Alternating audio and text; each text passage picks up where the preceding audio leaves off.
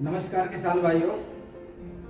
जैसा कि आप सभी लोग रबी सीजन में अपनी फसल की तैयारी के लिए अपनी योजना बना रहे होंगे, उस योजना में आप रबी सीजन में सरसों की खेती के लिए निश्चित तौर पे आप सोच रहे होंगे कि हमें किस तरह की प्रजाति को लगाना चाहिए और वो प्रजाति कौन सी हो जो हमारे उत्पादन में चार चांद लगा सके।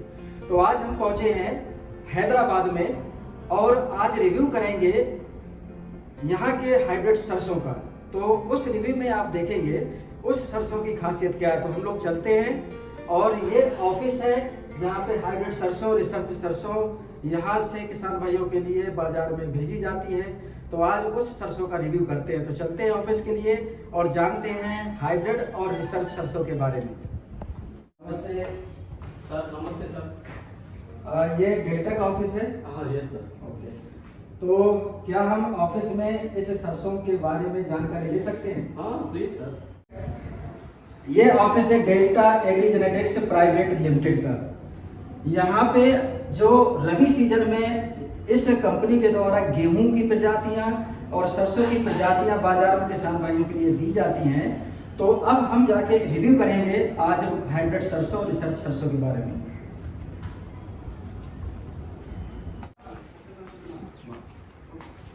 बहुत खूबसूरत ऑफिस है। यहाँ पे आप देख रहे होंगे ऑफिस में एंट्री जैसे किया है, इसमें दो प्रोडक्ट हैं। इसमें सरस, ये हाइब्रिड सरसों है, और हीरक, ये रिसर्च सरसों है। तो इसके बारे में हम लोग आज जानेंगे और इसका प्रजाति की खासियत का रिव्यू करेंगे।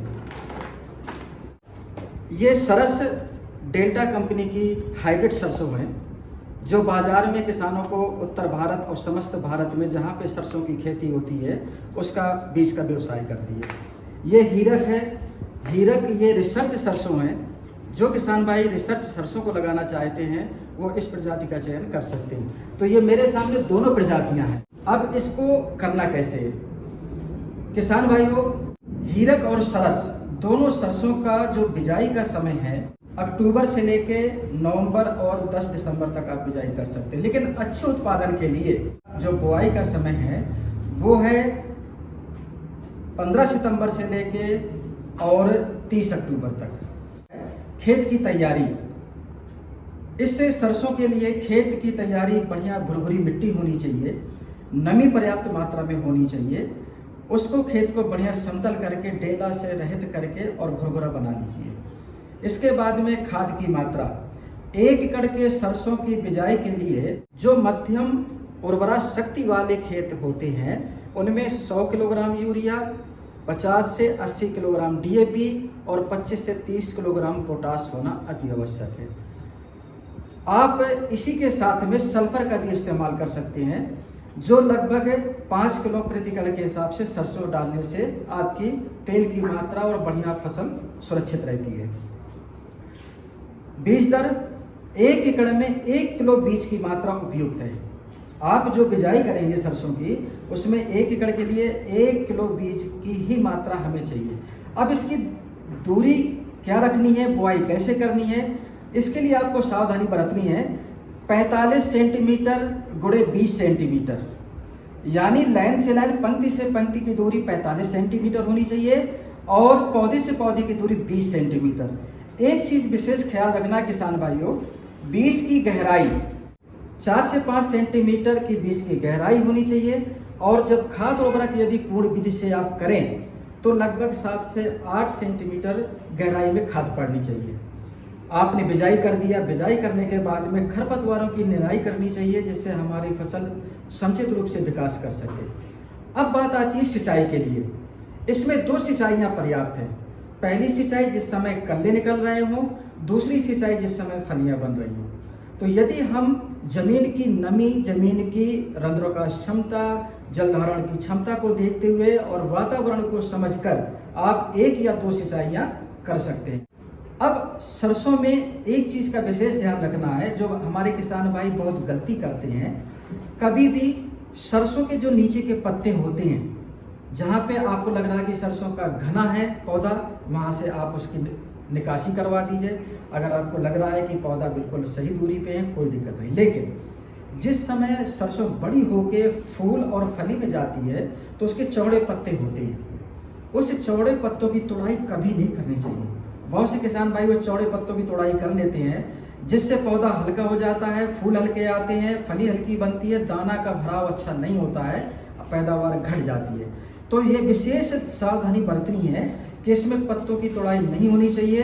पत्ते आखिरी समय तक पौधे से लगे हुए रहने चाहिए।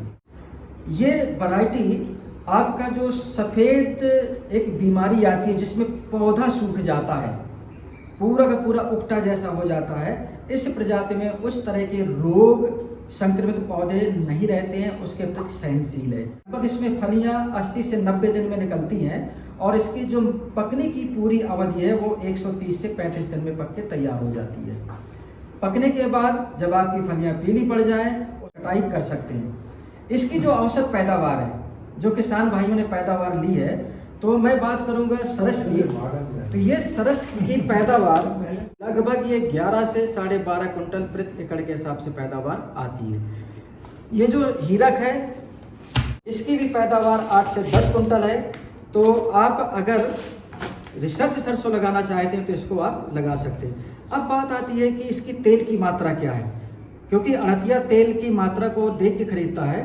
तो इसको कंपनी ने परीक्षण करके पाया है कि इसमें तेल की निकासी लगभग 42% रहता है। यानी 42% का मतलब किसान भाइयों, वजनदार दाना, वजन अच्छा बैठता है। जब वजन अच्छा होगा, यदि आपका तेल के भाव से सरसों बाजार में अड़तिया खरीदता है, तब भी आपको अन्य कंपनी के मुकाबले डेल्टा सरस, डेल्टा हीरक से बहुत अच्छा आपको उत्पादन मिलेगा। कि बाजार में ये हर जगह आपके नज़दीक के बीज विक्रेताओं के पास में दोनों प्रजातियां उपलब्ध हैं, या फिर कंपनी प्रतिनिधि से बात कर सकते हैं। दूसरा, इसमें टोल फ्री नंबर भी लिखा हुआ है, ये आप देख पा रहे होंगे।